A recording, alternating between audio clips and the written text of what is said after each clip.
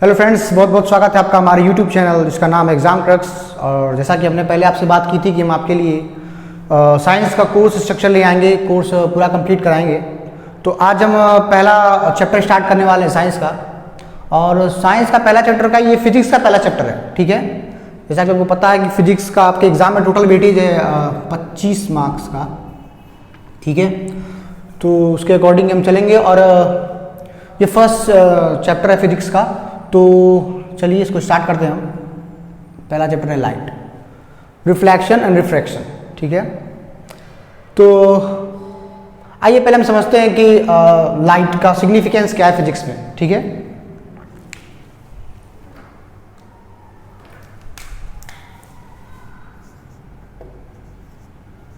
Light, ठीक है। तो हमारे लिए अभी जानना जरूरी है कि लाइट की हमें क्या ज़रूरत है, मतलब इम्पोर्टेंस क्या है लाइट की, ठीक है। तो मैं आपको एक बेसिक एग्जांपल दूंगा, एग्जांपल के थ्रू हम समझेंगे कि लाइट्स की इम्पोर्टेंस क्या है, ठीक है। तो मान लिया कि आपसे आप है, आपकी मम्मी है, मम्मी ने आपसे कहा कि बेटा जा और रूम से कोई सामान मंगा लिया आपसे। मान लिया कि एक कैंडल मंगा लिया आपसे, ठीक है। तो आप गए और ठीक है, माना कि कोई बड़ा सा रूम है, ठीक है। ये बड़ा सा कोई रूम है। अब रूम में कहीं पे कैंडल रखी हुई है,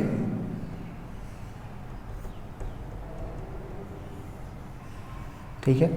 इतनी बड़ी तो नहीं होती है, बट मान लीजिए कि ये कैंडल है, ठीक है। और आप आए तो आप इस कैंडल को कैसे देखेंगे?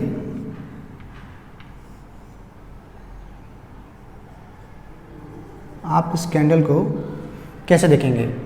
आप इस कैंडल को देखेंगे कि आपके आंख से मान लीजिए एक लाइट निकलती है, कैंडल में पड़ी और आपने कैंडल को देख लिया। क्या ये फिनोमिना होता है? जी नहीं, ऐसा कुछ बिल्कुल नहीं होता। मैं समझाता हूं कि असल में होता क्या है। असल में होता ये है कि कैंडल आपको एक ही शर्त पे दिखेगी। वो शर्त क्या है कि पहले किसी लाइट सोर्स से आने वाली रेज, मान लिया कि इस रूम में कहीं पे बल्ब लगा हुआ है, ठीक है। तो इस बल्ब से जो लाइट सोर्स या कोई रे निकलेगी, वो रे पहले आपके कैंडल पे इंसिडेंट होगी और उसके बाद वो इंसिडेंट रे वहां से रिफ्लेक्ट होके आपकी आंख पे आनी चाहिए, ठीक है। तब जाके आपको ये कैंडल दिखेगी। तो इसका क्या मतलब हुआ कि पहले आपको एक लाइट सोर्स की जरूरत होगी, ठीक है। ऐसा नहीं हो सकता कि आपकी आंख से कोई लाइट निकले, कैंडल पे पड़े और फिर वो रिफ्लेक्ट होकर आपकी आंख पे आए और आपको कैंडल दिख जाए, ठीक है। तो यहां से आपको पता चल सकता है कि अगर लाइट ना हो, अगर हमारे लाइफ में ये लाइट ना हो तो हमारी आंखों का कोई यूज नहीं है, ये यूजलेस है, ठीक है। अच्छा, अभी कुछ लोग कहेंगे कि सर आप क्या बता रहे हैं, हम तो कुछ ऐसे चीज़ों को जानते हैं जो अंधेरे में भी देख लेते हैं। जैसे कि मान लीजिए आपने वो सुना होगा उल्लू होता है, तो उल्लू को रात में चीज़ें दिखाई देती हैं, ठीक है। रात में ज़्यादा क्लियर इसको दिखाई देता है। तो ऐसा नहीं है कि वो अंधेरे में उसको सब कुछ दिखाई देगा। और अंधेरा कितना, असल में होता क्या है ना कि हमारी जो आंखें हैं और जो उल्लू की आंखें हैं उनमें थोड़ी डिफरेंस है। डिफरेंस क्या है कि उल्लू की आंखें ऐसी बनी हुई हैं कि वो लो लाइट्स में काफ़ी अच्छी इमेज दिखाती है उसे, ठीक है। तो ऐसा नहीं है कि अब उल्लू को इस कमरे में कोई लाइट सोर्स ना हो, इस कमरे में कोई लाइट सोर्स ना हो और आप एक उल्लू को यहाँ बिठा दें, कोई भी लाइट सोर्स ना हो। लाइट सोर्स का मतलब कोई भी लाइट सोर्स ना हो, कोई किसी तरह की रोशनी इधर से नहीं आ रही हो, तो उल्लू भी इस कैंडल को नहीं देख पाएगा, ठीक है। तो एटलीस्ट थोड़ी लाइट, रात में ऐसा क्या होता है कि थोड़ी लाइट की जरूरत होती है। कई सारे ऐसे प्रेडेटर्स आपने जानते होंगे, जैसे टाइगर हुआ या कुछ ऐसे ही जानवर हुए, तो हमारी और उनकी जो आइज होती है उनमें थोड़ा डिफरेंस होता है। और डिफरेंस वो ऐसा ही होता है कि वो लो लाइट्स में भी चीज़ों को क्लियरली देख सकते हैं, ठीक है। अब हम चलिए पहले समझते हैं कि रिफ्रैक्शन और रिफ्लेक्शन ये होते क्या है। दो फिनोमिना आप पढ़ेंगे इस चैप्टर में, रिफ्लेक्शन और रिफ्रैक्शन। लाइट से दो तरह के फिनोमिना होते हैं, ठीक है। एक होता है रिफ्लेक्शन और एक होता है रिफ्रैक्शन। तो इन दोनों में बेसिक डिफरेंस क्या है वो हम समझेंगे। ऐसा कैसे होता है कि रिफ्लेक्शन कैसे होता है और रिफ्रैक्शन कैसे होता है, ठीक है। तो इस फिनोमिना को देखने के लिए हमें एक सरफेस चाहिए होती है। मान लीजिए कि आपके पास एक सरफेस है ये, ठीक है, और सरफेस ऐसी है, सरफेस ऐसी है कि अगर कोई लाइट सोर्स से कोई रेज इस पे इंसिडेंट होती है,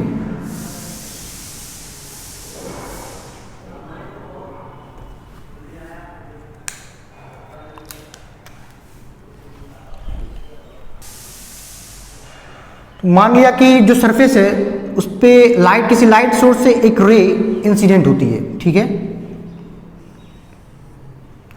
और ये रे इस सरफेस के पार नहीं जा सकती, ठीक है। ये सरफेस ऐसी है कि ये इस लाइट रेज को अपने आर पार नहीं होने देगी, ठीक है। तो इसके पास अब एक ही चाह रहा है कि ये यहीं से रिफ्लेक्ट हो जाए किसी दूसरी डायरेक्शन में, ठीक है। तो ये फिनोमिना हम कहेंगे रिफ्लेक्शन। अब एक दूसरा एग्जांपल हम देखते हैं। तो आपने कहा कि सर ये तो ठीक है, एक ऐसी सरफेस है जिस पे हम रे को आर पार नहीं कर सकते, ठीक है, लेकिन कुछ सरफेसेस ऐसी भी तो होंगी जिनके आर पार रे चली जाए। जैसे क्या? जैसे कि वाटर। बेसिक एग्जांपल लेते हैं। मान लिया कि पानी है और पानी की ये ऊपरी सरफेस है, ठीक है,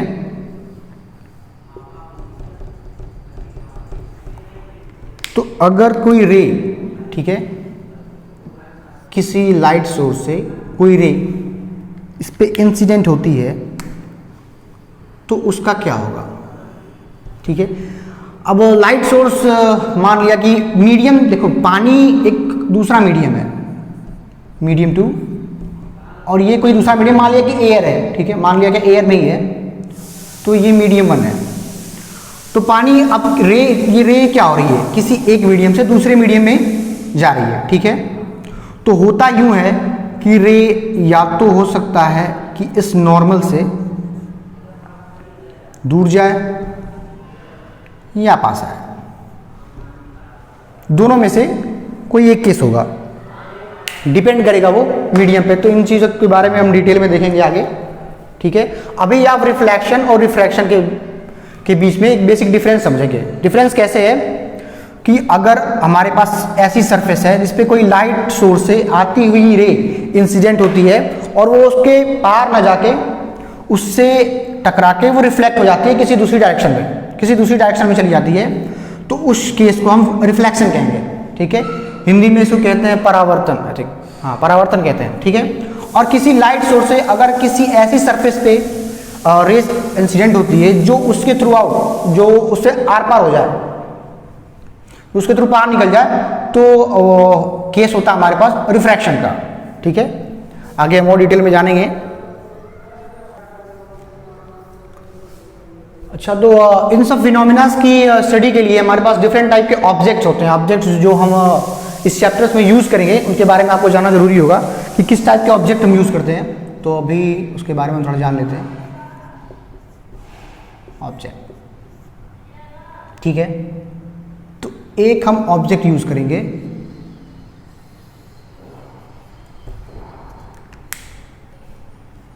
पहला ऑब्जेक्ट है हमारे पास mirror, and the second object is, object जो हमारे पास है उसका नाम है लेंस, ठीक है। अच्छा, अब मिरर में भी हम दो टाइप के मिरर्स पढ़ेंगे। पहला होता है जो हमारे पास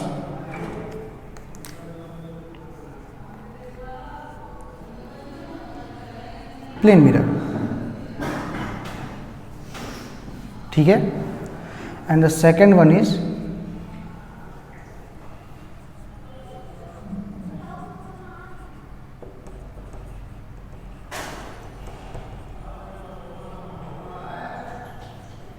स्फेरिकल मिरर, ठीक है।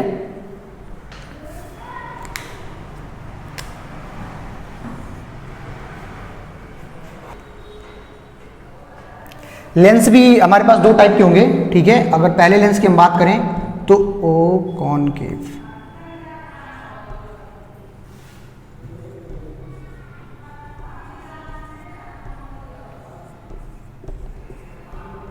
and the second one is convex.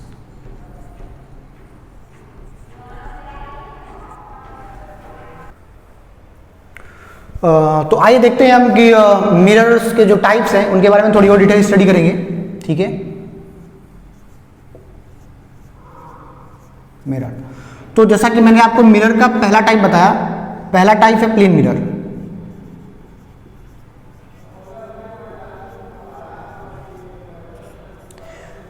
अच्छा, इसमें क्या होता है, ये किस तरह का होता है, इसका नेचर जानिए आप पहले। होता यूं है कि अगर एक प्लेन ग्लास को, हमारे पास एक प्लेन ग्लास है, ठीक है, मान लिया कि ये एक प्लेन ग्लास है, ठीक है, और अगर इस ग्लास को एक साइड से कोटिंग कर दी जाए किसी पेंट से या किसी भी तरह की चीज से, कोटिंग इन द सेंस समझ रहे हैं, किसी चीज से एक लेयर, किसी चीज की एक लेयर इसके एक साइड पे पेंट कर दी जाए, ठीक है, एक साइड ऐसे ही रहेगा, एक साइड सिर्फ उसको किसी चीज की एक लेयर चढ़ा देंगे, तो ये पॉलिश, एक तरह से मान के इसको चाहिए कि ये पॉलिश सरफेस है, पॉलिश्ड सरफेस है, एक तरफ की सरफेस, ठीक है, जो दूसरी तरफ की सरफेस है ये नॉर्मल है, इस पर हमने कुछ नहीं किया, ठीक है, तो ये होता है प्लेन मिरर। ठीक है, अब इसको हम यूज कैसे करते हैं कि मान लिया कि कोई लाइट सोर्स है और यहाँ से रेज आएगी तो यहाँ पर टकराएगी और यहाँ से रिफ्लेक्ट हो जाएगी, ठीक है, और रिफ्लेक्ट क्यों हो रही है, ऐसे देखिए, अगर प्लेन ग्लास होता तो क्या होता, ये लाइट यहाँ से आती और इसके क्रॉस चली जाती, ठीक है, बट ये सरफेस पॉलिश होने की वजह से, दूसरी सरफेस पॉलिश होने की वजह से ये इसको उस पार नहीं जाने देगा, तो ये दूसरे डायरेक्शन में रिफ्लेक्ट हो जाएगी, ठीक है, परावर्तित हो जाएगी, ठीक है, हाँ ठीक। अब दूसरा मिरर का दूसरा टाइप है स्फेरिकल, उसको अलग से समझ लेते हैं।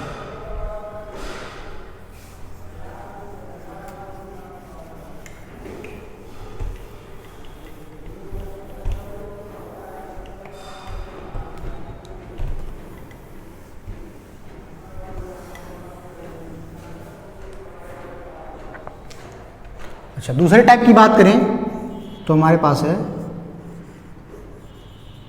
स्फेरिकल टाइप मिरर, ठीक है। टॉकिंग अबाउट स्फेरिकल मिरर, हमारे पास इसमें भी दो टाइप के मिरर्स आते हैं, दो टाइप के मिरर आते हैं, स्फेरिकल के भी दो टाइप के मिरर आते हैं। First one is concave mirror. हमने आपको लेंस में भी बताया था, लेंस में भी कॉनकेव और कॉन्वेक्स होते हैं, लेकिन स्फेरिकल मिरर के भी कॉन्वेक्स मिरर और कॉनकेव स्फेरिकल मिरर होते हैं, कॉन्वेक्स मिरर, ठीक है। अच्छा, अब हम बात करते हैं कि इनकी शेप कैसी होती है, ठीक है। आपको अगर शेप पता दिखेगी तो आपको ज़्यादा समझ में आएगा कि कॉनकेव मिरर असल में होता क्या है। मैं नीचे बना दूं, ठीक है, नहीं साइड में कर देते हैं, ठीक है। तो असल में कॉनकेव मिरर दिखता कैसे है, ये देखिए, आपने देखा होगा, आपके घर में चम्मच होगा, स्पून, तो उसकी शेप कैसी होती है, ऊपर की अगर स्पून देखें तो उसकी शेप कुछ यूं होती है, ठीक है, ठीक है। और क्योंकि ये है मिरर तो इसकी एक साइड होगी पॉलिश्ड। अब पॉलिश्ड वाली साइड किस तरफ होगी, अगर आपको कॉनकेव मिरर हो तो कॉनकेव मिरर में हमेशा जो ये फूली वाली साइड है ना,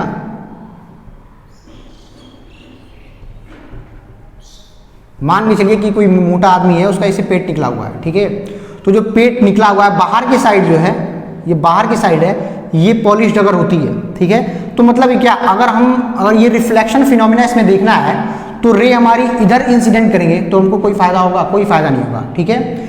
अगर हमको रे से कोई भी अगर इमेज देखनी है तो इमेज नहीं बनेगी अगर पॉलिश सरफेस पे हम कोई रे डालते हैं, इमेज तभी बनेगी जब हम अनपॉलिश सरफेस पे रे इंसिडेंट होगी, ठीक है, किसी लाइट सोर्स से अगर रे इसके अंदर वाले अंदर वाला जो मान के चलिए कि ये हमारे पास, अगर आप देख सकते हैं कि ये हमारे पास अगर ये स्फेरिकल मिरर है, ठीक है, और ये कॉनकेव है। कॉनकेव तब होगा जब इसके ये बाहर वाली साइड, निकली वाली साइड पे पॉलिश होगा सरफेस, ये सरफेस पॉलिश होगी और ये सरफेस शाइनी होगी। तो जब रे इस पे इंसिडेंट होगी, यहां से रिफ्लेक्ट होगी, तो उस टाइप के मिरर को हम कहेंगे कॉनकेव मिरर। मैं यहां लिख देता हूं।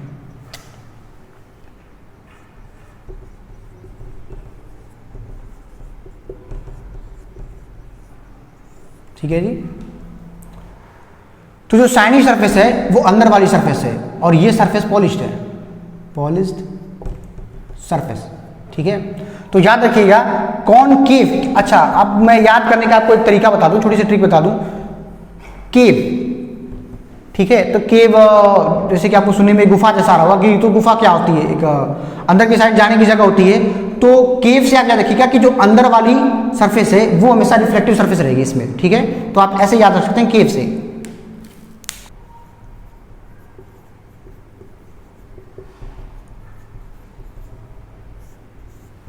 And second type is convex mirror. अब ये मिरर कैसा होता है, ठीक है, तो ये मिरर में आपका कॉनकेव के जस्ट उल्टा होगा, अपोजिट। सॉरी, मैं इसे बना देता हूं।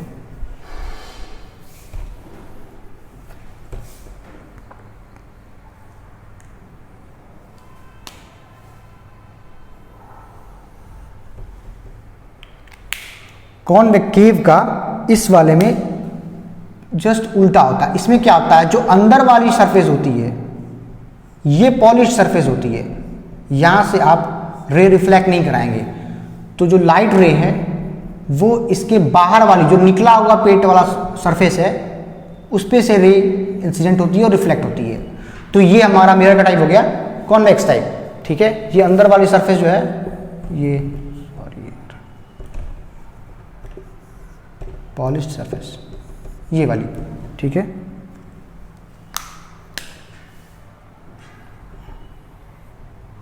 और ये शाइनी सरफेस है बाहर वाली। अब हम मिरर की बात हो गई, अब हम लेंस की बात करते हैं। तो जैसा कि मैंने आपको बताया था, लेंस भी दो टाइप के होते हैं। पहला लेंस होता है आपका कॉनकेव, के बारे में हम देख लेते हैं। And the second one is convex, convex lens. ठीक है, तो जैसा कि मैंने आपको एक छोटी सी ट्रिक बताई थी कॉनकेव, तो आप देखिए कि इसमें जब भी कॉनकेव आए, केव दैट मीन्स कि जो अंदर वाली, अंदर जाने वाली सरफेस होगी, जो अंदर वाली। अब लेंस कैसा होता है, लेंस कुछ ऐसा होता है, मैं आपको उसकी शेप दिखाऊं तो लेंस कुछ ऐसा होता है। अब लेंस में देखिए, आप एक लेंस में क्या होता है कि अगर आप एक तरफ की सरफेस अगर पॉलिश कर देंगे तो ये रिफ्लेक्ट कर देगा, लेकिन हमको फिनोमिना जो इस लेंस के लिए, अगर हमको रिफ्रैक्शन का फिनोमिना देखना है तो उसके लिए हम लेंस का यूज करते हैं। तो जरूरी है कि रे जो है इसके आर पार जाए। ठीक है, तो आर पार जाने के लिए ये जो सरफेस है दोनों तरफ की, ये पॉलिश कहीं से भी नहीं होगी, दोनों ही तरफ सरफेस शाइनी होगी। ठीक है, तो अगर हमारे पास कोई लाइट सोर्स है, कोई लाइट सोर्स है, तो ये ऐसे कुछ जाएगा और जो भी होगा हम देखेंगे कि इस साइड जाता है, इस साइड जाता है, किधर भी जाता है। अभी आप जानिए कि इसकी शेप कैसी है। कॉनकेव लेंस की शेप होती है कि ये जो पेट वाली चीज है उसमें जो अंदर की साइड वाली चीज है ना, इस पे आपकी रेज इंसिडेंट होगी। ठीक है, और अगर हम बात कर लें कॉनकेव लेंस की, तो उसमें कैसी शेप होती है लेंस की। लेंस की शेप इसमें, अब चूंकि ये कॉन्वेक्स है तो जो पेट का बाहर वाला उभरा वाला हिस्सा है उससे हम रे रिफ्रैक्ट कराएंगे। ठीक है, तो कुछ यूं शेप होती है लेंस की, कौन से वाले, कॉन्वेक्स वाले की। ठीक है, तो ये कोई लाइट सोर्स है अगर, सॉरी, तो यहाँ से कोई रेज आएगी तो यहाँ पे अब देखेंगे कि इधर जाती है, इधर जाती है, क्या होता है। बट जो शेप होगी, जो लेंस की शेप होगी, ये कॉन्वेक्स लेंस की शेप वो यूं होगी।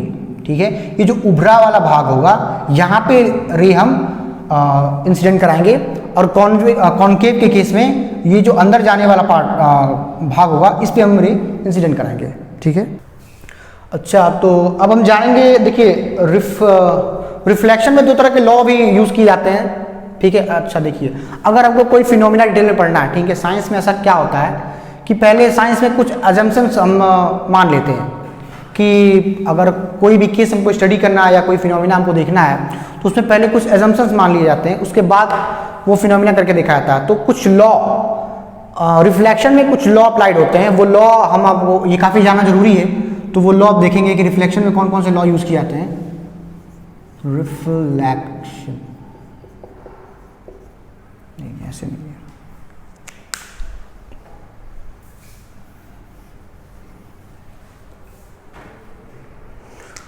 तो रिफ्लेक्शन के दो बेसिक लॉज होते हैं, इनको हम जानते हैं लॉज ऑफ रिफ्लेक्शन के नाम से, ठीक है जी, लॉज ऑफ रिफ्लेक्शन। अच्छा, होता क्या है, ठीक है। देखिए डेफिनेशन वगैरह तो आप लोग याद ही कर लेंगे, ठीक है, उसके लिए आपकी नोट से बुक है। मैं आपको ये लॉज समझाऊंगा कि असल में ये लॉज कहते क्या है, ठीक है।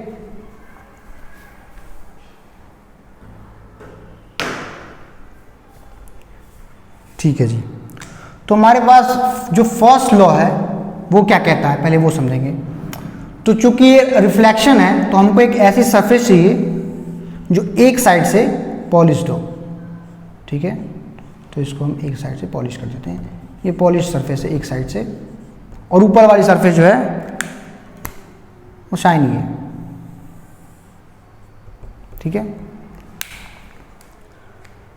तो पहला लॉ क्या कहता है कि अगर किसी लाइट सोर्स से अगर कोई रे इंसिडेंट होती है इस पे, ठीक है, और रिफ्लेक्ट हो जाती है यहां कहीं से, ठीक है, तो बीचों बीच अगर हम इसके नॉर्मल बनाएं, नॉर्मल,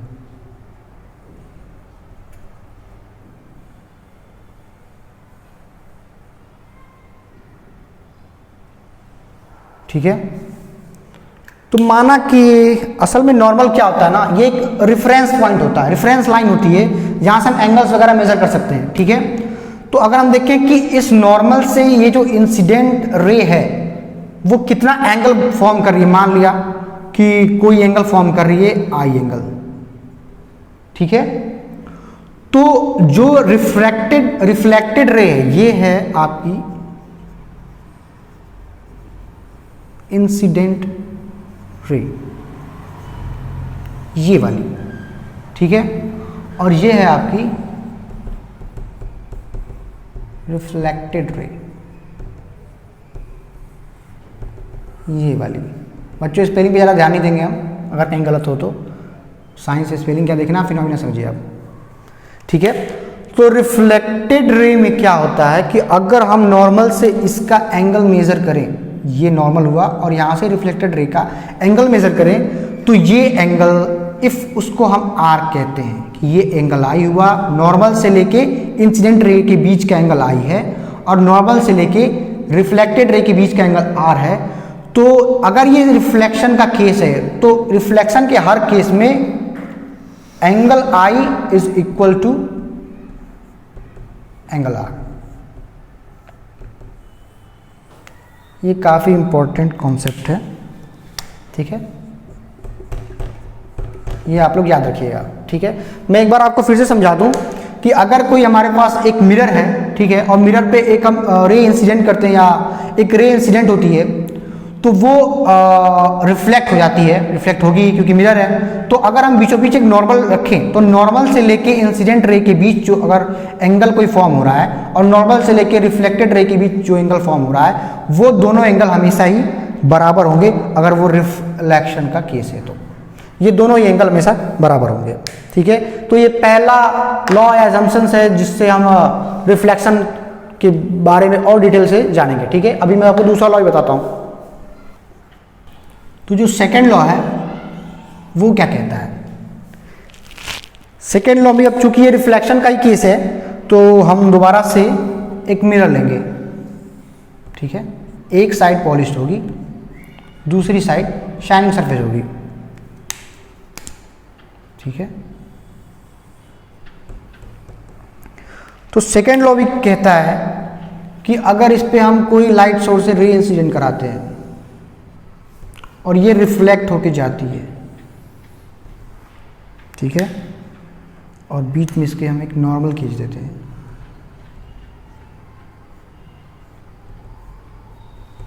ठीक है, तो जैसे हमने माना था ये है इंसिडेंट रे और ये है रिफ्लेक्टेड रे, ये वाली।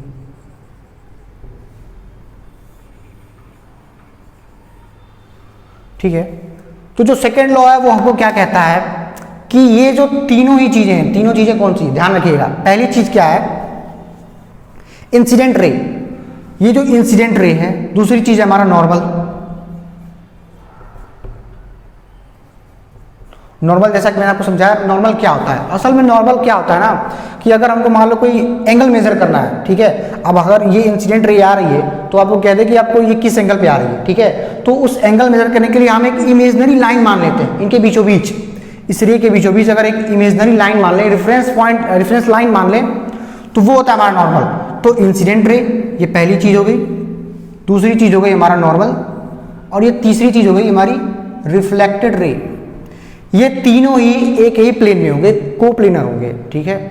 अब आप कहेंगे सर आपने ये क्या कह दिया, एक ही प्लेन में होंगे, तो मैं आपको ये समझाता हूँ, समझाने की कोशिश करता हूँ कि कैसे ये एक ही प्लेन में होते हैं, ठीक है।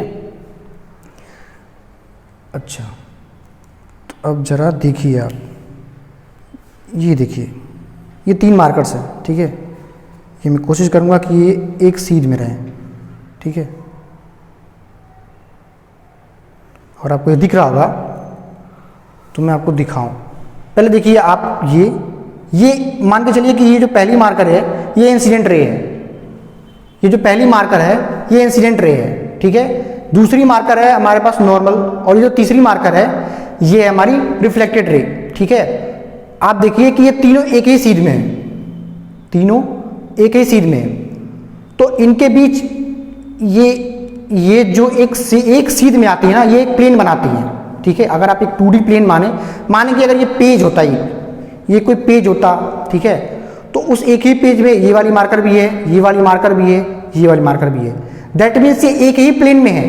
ये तीनों रेस, इंसिडेंट, नॉर्मल और रिफ्लेक्टेड, ये तीनों के तीनों अगर एक ही प्लेन में है, दिख रहा है आपको, ठीक है। तो वही है, माना कि ये बोर्ड है आपका, एक प्लेन है, ठीक है। आप एक एग्जांपल मैं आपको और देता हूं। आपके पास एक ट्रांसपेरेंट ग्लास है, ट्रांसपेरेंट ग्लास में अगर आप उस ग्लास के ऊपर ये ड्रॉ करें इंसिडेंट रे, नॉर्मल और रिफ्लेक्टेड रे, तो आप ग्लास को देखेंगे तो आपको कैसा दिखेगा कि ये एक ही ग्लास में ये तीनों की चीजें हैं। अगर ऐसा हो जाता, अगर मान लीजिए, उसको हम कब कोप्लेनर नहीं कहेंगे, पहले आप ये जानिए कोप्लेनर कब नहीं होगा, अगर इसमें से तीनों में से अगर कोई एक भी टेढ़ा हो जाता है, आपको दिख रहा होगा, कोई एक भी या कोई दो, कोई भी अगर ये प्लेन छोड़ के टेढ़ी हो जाए तो अब ये कोप्लेनर नहीं रही, ठीक है। अब ये तीनों एक प्लेन में नहीं है, ठीक है। तो जो लॉ ऑफ रिफ्लेक्शन है हमारा ये कहता है कि इंसिडेंट रे, नॉर्मल और रिफ्लेक्टेड रे, ये तीनों के तीनों एक ही प्लेन में रहेंगे। आई होप आपको ये चीजें समझ में आ गई होंगी, ठीक है। तो अभी जो हमने लॉ ऑफ रिफ्लेक्शन पढ़ा, तो जब भी हम रिफ्लेक्शन का केस पढ़ेंगे तो ये दोनों के दोनों लॉ हर केस में अप्लाइड होंगे। किस हर केस में? रिफ्लेक्शन के हर केस में रिफ्लेक्शन के दोनों लॉ अप्लाइड होंगे, ठीक है। ये बात हमेशा ध्यान रखिएगा कि जब भी हम रिफ्लेक्शन का केस पढ़ेंगे मिरर के साथ, ये दोनों के दोनों लॉ अप्लाइड होंगे। दोनों लॉ कौन से हैं? साइन आई, सॉरी, जो इंसिडेंट रे, नॉर्मल से इंसिडेंट रे के बीच का एंगल है आई, और नॉर्मल से रिफ्लेक्टेड रे के बीच का एंगल है आर, वो दोनों के दोनों बराबर होंगे। और इंसिडेंट रे, नॉर्मल और रिफ्लेक्टेड रे, ये तीनों के तीनों एक ही प्लेन में होंगे, को प्लेनर होंगे। अच्छा, एक और बात, आपने कहा कि सर मान लीजिए ये तो प्लेन मिरर था, ठीक है। अगर हमारे पास कोई ऐसी सरफेस है जो प्लेन नहीं है, अब्रप्ट है, इर्रेगुलर है, ठीक है, तो अगर हम यहाँ पे भी रिफ्लेक्शन का केस देखें तो क्या ये यहाँ पे भी दोनों लॉ अप्लाइड होंगे? जी बिल्कुल अप्लाइड होंगे। अगर इस केस में ऐसा होता है कि रे आती है और इंसिडेंट हो जाती है और ये नॉर्मल होता है, तो जो दोनों ही लॉ अप्लाइड हो रहे हैं प्लेन मिरर के केस में, ये इस केस में भी अप्लाई होंगे कि अगर ये इंसिडेंट रे है तो अगर यहाँ मैं नॉर्मल लगाऊं तो ये इंसिडेंट रे और ये रिफ्लेक्टेड रे, ये दोनों के दोनों लॉ इस एब्रप्ट सरफेस के केस में भी अप्लाइड होंगे। ठीक है, अच्छा हम इस चैप्टर में किस बारे में अब चीजें पढ़ रहे हैं? असल में हमको इस चैप्टर में इमेजेस देखनी है। इमेजेस किसके थ्रू? मिरर के थ्रू। कि अगर हमारे पास मिरर है, जैसा कि आपने 3 टाइप के मिरर पढ़ लिए, एक प्लेन मिरर होता है, स्फेरिकल मिरर के 2 टाइप होते हैं, कॉनकेव एंड कॉन्वेक्स। ठीक है, तो इन तीनों टाइप के मिरर से हमारे पास इमेजेस, ऑब्जेक्ट्स की इमेजेस कैसी आएंगी, उनकी मान के चलिए जैसे आप शीशा देखते हैं तो शीशे में आप क्या देखते हैं? अपनी इमेज देखते हैं। ठीक है, तो वो इमेज कैसे फॉर्म होती है, ठीक है, या फिर कोई इमेज हम कहीं पे रख रहे हैं तो वो किस नेचर की, असल में इमेज का नेचर के बारे में हम डिटेल में स्टडी करेंगे। Nature of an image. हौसला रखिए, हौसला रखिए। ठीक है, तो अगर हमारे पास एक कैंडल है जिसकी इमेज हमें देखनी है, ठीक है, तो वो इमेज कैसे फॉर्म होगी? तो हमने माना कि हमारे पास कोई लाइट सोर्स है या डे लाइट जो भी है, तो लाइट सोर्स होना चाहिए। ठीक है, इमेज फॉर्म करने के लिए। तो इससे रेज इस पे इंसिडेंट होगी और इससे इंसिडेंट होने के बाद ये कहीं मिरर पे कहीं पे टकराएगी। ठीक है, फिर दूसरे कलर से बना देते हैं, यहाँ पे टकराई। ठीक है, और क्योंकि मिरर है तो उधर नहीं जा पाएगी, तो दूसरे डायरेक्शन में रिफ्लेक्ट हो जाएगी। ठीक है,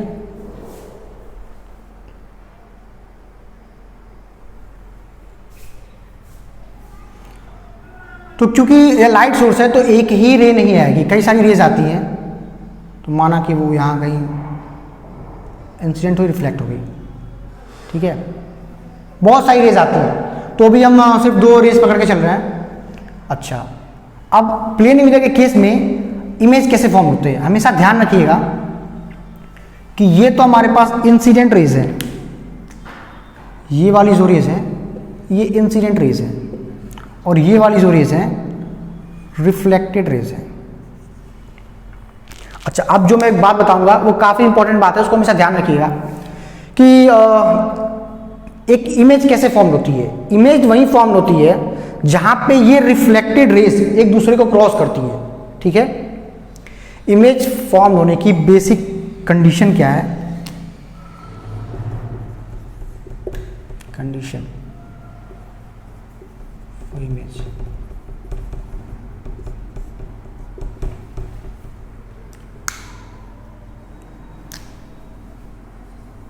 that reflected rays should cross each other.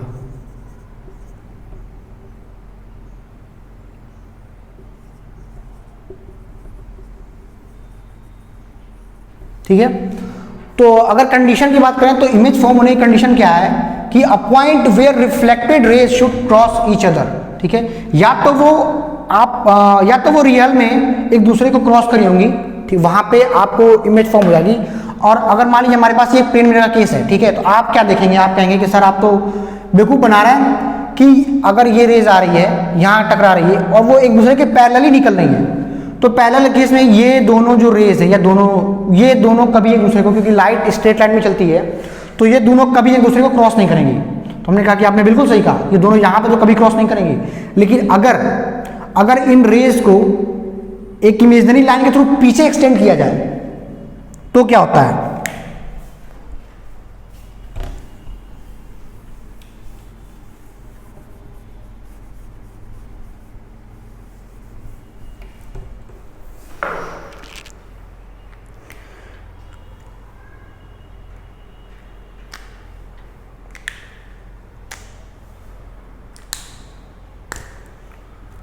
हाँ जी, तो अगर हम बात करें कि ये जो हमारे पास रिफ्लेक्टेड रेज थी, अगर इनको अगर हम पीछे की तरह एक्सटेंड करें, पीछे की तरफ मिरर के उस टाइप, आप कहेंगे कि सर ये क्या कह रहे हो, ये साइड तो पॉलिश्ड है तो रे कभी इस साइड जा नहीं सकती। मैं भी मानता हूं कि रे कभी जा नहीं सकती है, ठीक है, लेकिन हम एक इमेजनरी लाइन के थ्रू इसको पीछे एक्सटेंड करेंगे, ठीक है, और इसको भी जो तो दूसरी वाली लाइन भी है, एक इमेजनरी लाइन के थ्रू पीछे की तरफ एक्सटेंड करेंगे, तो कहीं एक पॉइंट पे आपको कहीं एक ऐसा पॉइंट मिलेगा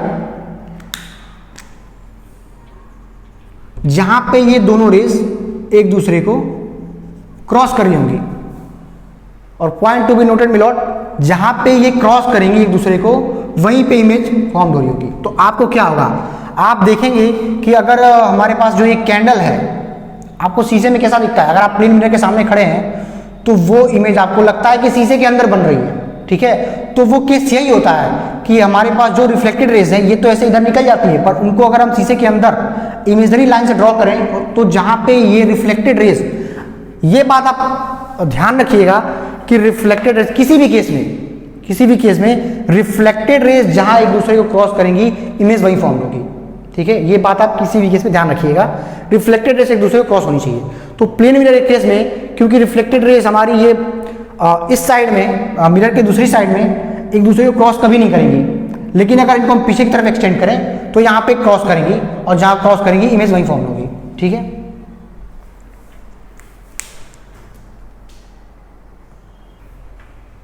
अच्छा, आप कहेंगे कि सर आपने तो अपने हिसाब से रे ड्रॉ कर दिया, वैसे टेढ़ी टेढ़ी ऐसी थोड़ी होती है। माना कि लाइट सोर्स है, तो लाइट सोर्स से कई सारी इमेज इस पे आ रही होंगी, यहाँ पे लग रही होंगी, बट ये ऑब्जेक्ट के थ्रू तो नहीं जा सकती। तो ऑब्जेक्ट की जो ऊपर की या कोने कोने की सरफेस है, वहीं से ये टकरा के निकलेंगी। तो जो सबसे ऊपर की सरफेस है, ये कॉर्नर वाली, यहाँ पे कोई भी रे आएगी और यहाँ से टच होके ही निकलेगी। तो माना कि कोई भी आप रे ले लें, कोई भी रे लें, अगर ये इसके पैरेलल भी निकलती है,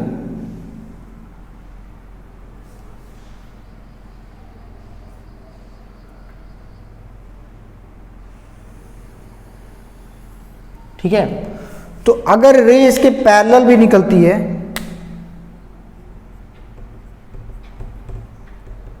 तो ये जो पैरेलल रे निकली है वो भी, अगर इसकी इमेजनरी लाइन ड्रॉ करें तो वो भी उसी पॉइंट पे, हो सकता है मैं थोड़ा इमेज टेढ़ा बना रहा हूं, पर अगर हम एक्चुअल फिनोमिना देखेंगे तो यही होता है कि कोई भी रे अगर यहां से इसको टच होकर निकल रही है, तो वो अगर उसकी हम इमेजनरी लाइन एक्सटेंड करके पीछे फॉर्म करें रिफ्लेक्टेड रेज से, इस पे क्या होगा, ये तो इंसिडेंट रे है, ठीक है, लेकिन अगर पूरा परपेंडिकुलर इस पे गिर रही है तो लॉ ऑफ रिफ्लेक्शन के अकॉर्डिंग आपका जो नॉर्मल होगा यहीं पे होगा।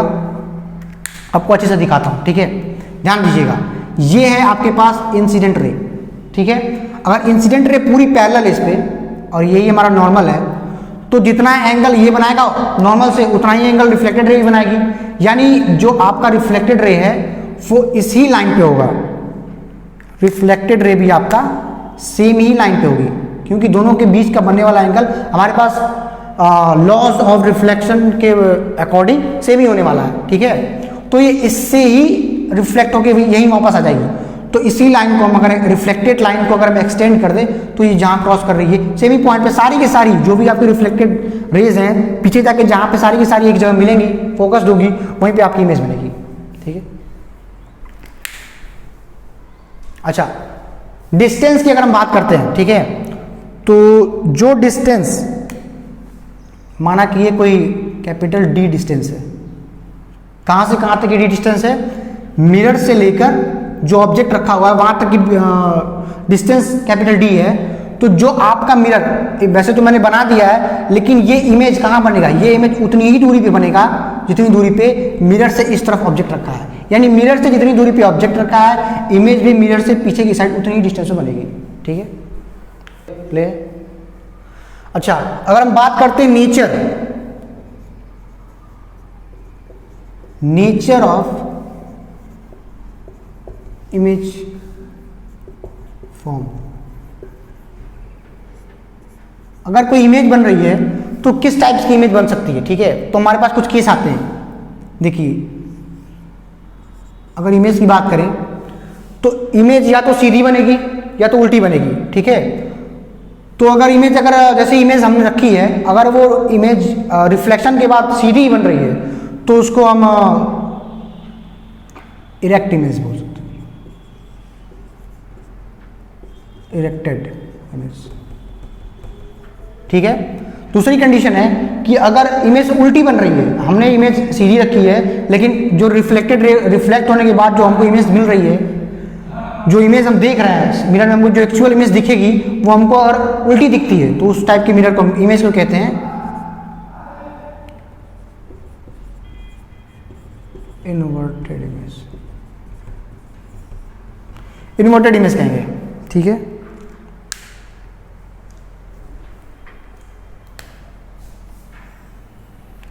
ये एक बात हो गई। दूसरी चीज क्या है,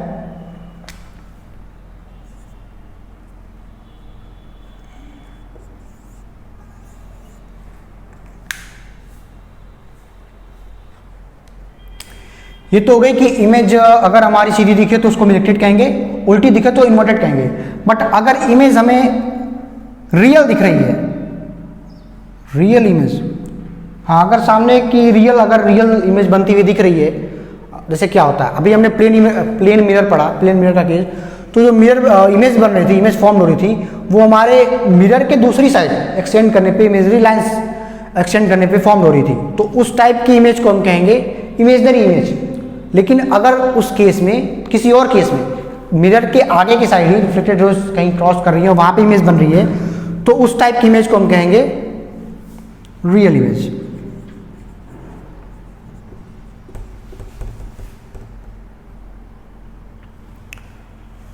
और जैसे अभी हमने प्लेन मिरर का केस पढ़ा, तो क्या हो रहा था, जो हमारी इमेज थी वो मिरर के दूसरी साइड में इमेजनरी बन रही थी, तो उस टाइप की इमेज को हम कहेंगे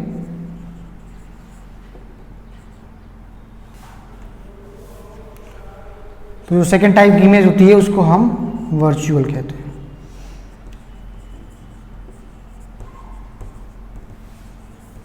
ठीक है। तो ये 2 पॉइंट आप ध्यान रखिएगा कि इमेज का नेचर कैसा कैसा हो सकता है। अगर सीधी खड़ी हुई इमेज मिली तो हम उसको कहेंगे इरेक्टेड इमेज। अगर इमेज हमको उल्टी दिखती है तो उसको कहेंगे इन्वर्टेड इमेज। इमेज अगर हमको मिरर के सामने मिलती है तो उसको कहेंगे हम रियल इमेज। अगर इमेज हमको मिरर के पीछे की साइड मिलती है तो उसको कहेंगे हम वर्चुअल इमेज। ठीक है, आज ना काफ़ी